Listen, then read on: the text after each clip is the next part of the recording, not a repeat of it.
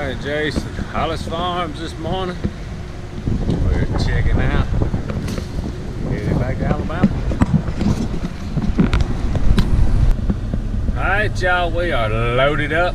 Starting route to 216 Kimbrough Headed out. At 3.3 miles. Keep right onto South Carolina 31 South. 9 hours and 13 minutes. We got to make up some time because we got some stuff to do when we get home. But a lot of the, y'all better slow down and get out of the way. A lot of this drive that was in the dark the other night we'll get to do during the day. So we are leaving Myrtle Beach as we speak. Alright, y'all, we didn't make it far. Steak and cheese, bacon, egg and cheese. We've been kind of sleeping in a little bit when we've been up here. We hadn't done breakfast a lot. But we are now. Alright, y'all, we are on I-95 headed towards Savannah. About 9 miles we got to turn again. Can't remember what Miss Siri said, but I-20 West. I-20 West. I think we're on there for about 1,000 miles then or something like that. We headed that way. Alright, y'all, we are on I-20 West now for 420 miles. No turns for 420 miles. Only time we'll turn is to get off and get some gas. We rolling. Next town is Bishopville and then Columbia. Now, ever have anybody get in the fast lane that won't move out of the way? There's one right there. He's on the phone and thinks he is the only person on this highway today. Road rage. My partner over there is snoring and went to sleep. No, I'm not. Keep me up half the night. Now she's gonna try to sleep. It's the way I get doing. Alright, y'all, we have came out of South Carolina, across Georgia. Now we're between Birmingham and Tuscaloosa. Starting to miss Pete pretty bad. The closer I get home, the more I miss him. Anyway, I wanted to give y'all a little update on the street stop.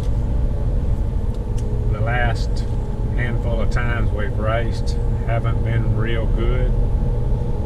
I was bound and determined before we took this weekend off from racing to go out of town. I was bound and determined to figure out what was going on with the front end before I left. And we did find that problem. I'm not going to talk a whole lot about that problem. It was an issue,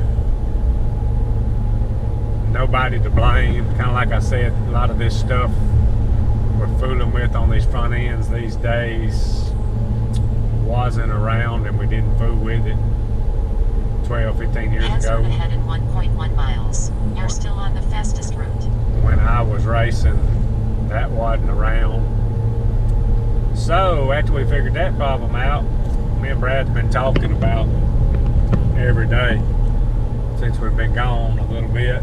He decided to pull the rear end out. We pretty much got the car completely tore down. We checked everything on the front end before I left, and he moved to the rear end, working on that while I've been gone.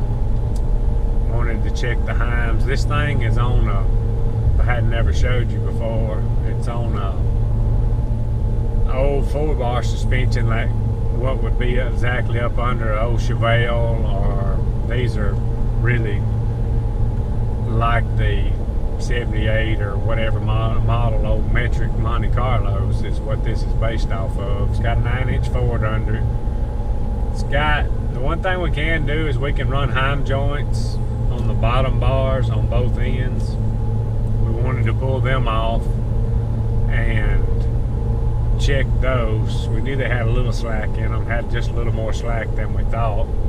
Found out they've got about the cheapest time joints you could put in them. And I spent a lot of money on this car. Don't get me wrong. And everybody that's buying these cars are spending a lot of money on them. And a lot of them's got cheap stuff on them. But anyway, the top bars, top four bars, what we'll call them, they still hook up on the rear end side with a rubber bushing. The one on the top right had shifted a lot, and that was one of the issues. We had 2 miles, keep left onto I-20 west toward Tuscaloosa. We had a binding issue on that top right, which was pretty much probably taking a lot of traction away. That's just something that happens, not pointing any fingers at that. But after Brad found all that, well, here's what started the issue on the rear end. This thing's got the 4-bar bolts, the brackets off the bottom of the rear end, and then you've got your hub assembly that attaches the 4-bar to the rear end, and then your hub assembly goes on with your bearings and all that in it, your rotors and everything. The brake brackets are just welded on the rear end. He sent me a picture of it. In fact, I ought to post it in this video, but I may not. In order for him to pull the bottom bars off, he has to pull the hub off, because apparently when they put the rear end up under the car, they put the bolt in from the outside towards the inside and then put the hub on. So, I mean, if you'd have been a bar or broke a heim or something at the racetrack, you got left onto I-20 west toward Tuscaloosa. You got to pull the hub to pull the bolt. So that was the first red flag. And then on the right side, he goes to pull the hub and all off, checking everything. One of our rotors is about wore out. Not sure yet, but we think the bracket's welded on crooked the way it's wearing the brake pads. But anyway, he goes to pull the hub assembly and off and all, and lots of gear oil run out. Second red flag, all the gear oil coming out. This thing on that 9-inch Ford, the gear, for those of y'all that don't know, the gear comes out the front, and then it's got an inner seal that you put in on both sides. Well, I knew the seals were in there because I felt them before. You can feel them. You had to kind of push the axle through to get to the gear. Well, in all this time we fooling with it, 4 miles, continue straight. He got to investigating, and the seal on the right side was all the way out at the hub. The wrong size seals, inner seals were put in, which, I mean, we're always turning left, and where does all of your gear oil end up when you're racing turning left? You go a long time without cautions, like a lot of these races. All your gear oil ends up in the right tube, and the gear is running dry. It's a wonder we hadn't burned a gear up. So he finds that, and then on top of that, one more thing, maybe all, I'm not sure. I'm watching traffic and talking to y'all too. When he got the seals out, on this rear end, we don't have an underslung on these cars, which I mean, what I mean by that, a lot of roll cages on race cars these days comes from the back and goes, it's underslung under the rear end. Well, this car doesn't have an underslung, so it's got a chain on each side of the rear end. It's got a tab welded on top of the rear end housing to hook your chain to. And basically, I mean, you can do some adjustments there, but basically what that thing's doing is when you jack the car up, it keeps the rear end from falling on the ground. further investigation on these seals, right where the seals were is where they welded the tabs on. So the tabs both had burnt spots on them, which means the tabs for the chains were welded on while the seals were in there. They should have pulled the seals out or not had them in yet before they welded tabs on. So we've pretty much, since I've got this car, and y'all have seen us at the racetrack in Ocala, but before that we had to get the front end rebuilt. Mounts were wrong. Then at Ocala we had to rig the steering up, and when we got back to the shop we fixed that. That's been working pretty good. Still a little aggravating up in the cockpit. The heim is so out of whack. I'm gonna fix that right one day if I can figure out the exact way to do it. And now we've moved on to the rear end, so we are rebuilding the rear end now.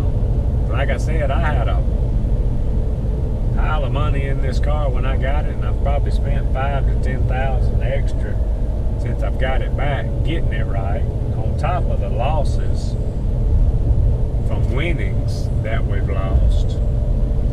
It's just been very aggravating to go through. I mean, I pretty much went down there to this guy and told him to build me a car race ready. I carried in the engine and stuff, but pretty much I'd been out so long I wanted him to build it race ready and I could go to the racetrack racing. It was nowhere near. The more we race, I mean, some of these things from now on I guess I would check, but buying a car like that from a car builder, some of these things I shouldn't have to check. But we'll have to from now on. We about got it rebuilt. It's just about wasted most of this year rebuilding this car. But the one thing positive about it, I think we'll get back fast when we get all this stuff worked out, hopefully, because well, them 3 nights at Magnolia we were struggling. I don't know how we ran where we ran, but I think we can do a lot better than what we've been showing. So we'll get back, and I don't know if we'll take another weekend off or what. There was one race we was going to, I think, that's been canceled. So we may take another weekend off. Still got a little bit of work to do to the mod too after the last time we raced it to get it back ready. Nothing major. We've done a lot of sheet metal work. Nothing new, just kind of beat it out and had to replace a front bumper and stuff, but nothing major there. I think we got a couple of front end issues. Something's bent on there. Brad said it's towed out way more than it needs to be, so we got to go over that, but nothing real major on that. But anyway, just wanted to give y'all a little update on the street stop. Just very, very aggravating. I believe 20 years ago I would have carried the car back down there and either run it through the shop or I don't know what I've done. I'm wanting to send him some bills right now for all this stuff we've had to do, but probably won't do that. But nobody's going to take the blame for it. Oh, and another thing, I forgot, I knew there was something else on that 9-inch Ford. After you put the hub on, it's got a plate that goes over your studs, the wheel studs that your axle runs in, and it's got 2 Allen heads. All 4 of those bolts were stripped out. Now, I have never had them off before. All 4 of those were stripped out. Brad had to weld a nut on them. It's kind of a countersunk bolt that goes in that flange that holds that on with an O-ring in it. All 4 of those were stripped out. Had to weld nuts on all 4 of those to get them backed out. I don't know. I mean, I don't know how those got stripped out putting a car together new. Unless they used the wrong size Allen or impact. I don't know. I don't have a clue. Never done that. Never stripped. These are good bolts. Never stripped one of them out in my life. But anyway, that's what we're battling. And that's what we're coming home to.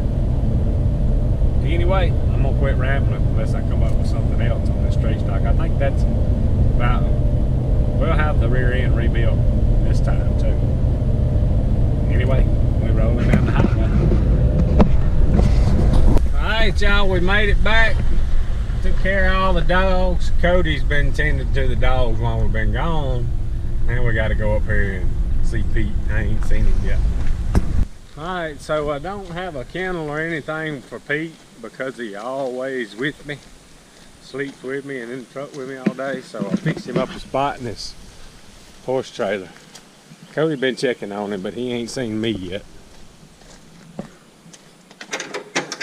What's Pete doing?